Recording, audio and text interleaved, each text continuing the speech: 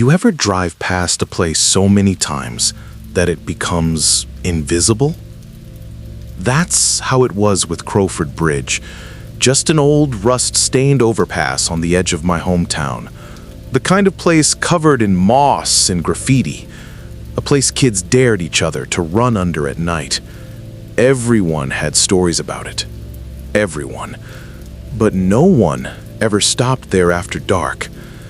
And now, after what I saw, what I heard, I understand why.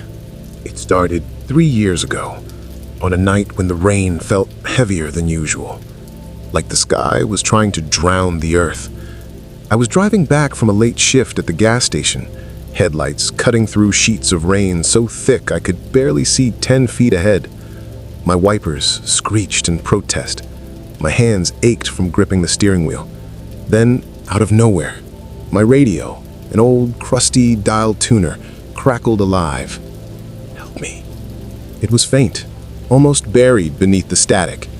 I thought maybe it was a broadcast interference, or maybe my exhausted brain was just playing tricks on me. But then it came again, clearer. Please, help me. The voice was young, trembling, wet. The kind of voice that pulls you out of logic and straight into instinct. I slowed the car and realized where I was, right before Crowford Bridge. That bridge had a history, one nobody liked to talk about. Back in the 80s, a school bus went over the edge one stormy night, plunging into the ravine below. 23 kids, one driver, no survivors. They said the screams echoed for hours after the crash, that rescuers could still hear them even when the rain had stopped. People left flowers for years, but eventually the memorial faded. Time swallows everything, right? Or at least that's what I thought. I pulled over, killed the engine, and listened. All I could hear was the drumming rain, the distant groan of thunder, and the hollow echo of water rushing under the bridge. Then came it, faint but distinct, a scream. Not the kind you hear in movies. This was raw, layered, like more than one person was crying out at once. It rose and fell with the wind, twisting through the rain until it became something almost melodic. It didn't make sense. I was alone. I got out of the car anyway. The rain was ice cold, stinging against my skin as I walked toward the railing. My flashlight cut through the downpour, flickering slightly. The metal smelled of rust and wet decay. I leaned over and aimed the beam down into the ravine. Black water churned below, frothing around broken rocks and old concrete chunks. Then, movement. Something pale flashed under the surface. I froze. "Hello?" I called out, but my voice cracked, swallowed by the storm. No answer. Then my flashlight began to flicker, harder, the beam spasming across the water. For a split second, it caught something. A hand. Small, thin, reaching upward. And then, gone. I stumbled back, my heart slamming against my ribs. My mind screamed, "Go!" But my body moved closer, like something invisible was pulling me. That's when I noticed it. Wet footprints. Bare, tiny footprints, leading from under the bridge, up toward my car. The rain seemed to fade, replaced by a low hum, like the sound of electricity in your ears before lightning hits.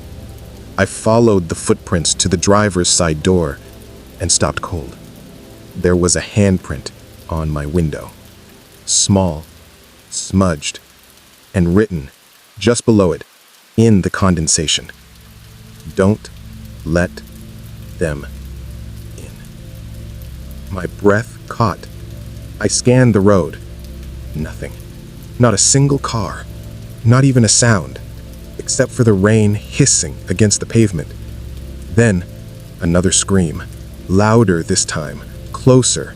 I turned toward the bridge and saw figures. Silhouettes standing underneath it.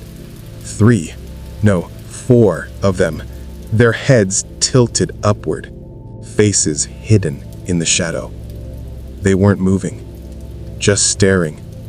And then, one of them started walking toward me. Every part of me wanted to run, but I couldn't. The air around me felt heavy, pressing down on my chest.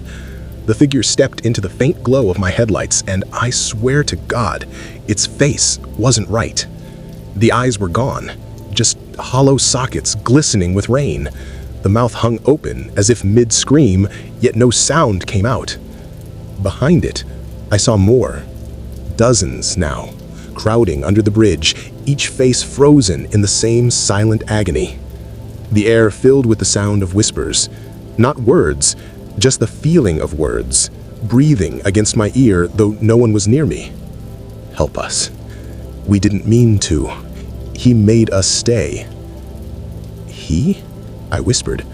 That's when the screaming started again, all at once. My flashlight died, my car lights flickered, and through the storm something enormous moved beneath the bridge, a shape that didn't belong to anything human. The water below began to churn violently, the screams twisting into a single guttural wail that seemed to shake the ground itself. I bolted, got in my car, slammed the door, tried to start the engine. It sputtered, coughed, died. The rain hit harder, louder, and in my rearview mirror I saw them, those figures standing in the middle of the road now, staring, waiting. When the engine finally roared to life, I didn't look back. I drove like hell, tires sliding through the slick road until the bridge vanished behind me. I didn't sleep that night. The next morning I went back, sunlight, dry roads, everything normal, except there were no footprints, no handprints, just silence. But when I leaned over the railing again, I noticed something new. A bouquet of fresh flowers tied to the bridge. The tag read, "For those still screaming," and beneath it, scratched into the concrete, faint but real, "Don't let him out. Some nights, when the rain gets heavy enough, I still hear it. The screams, the whispers, the sound of something enormous moving beneath the bridge. And I know, whatever he is, he's still down there, waiting for the next fool to stop and listen."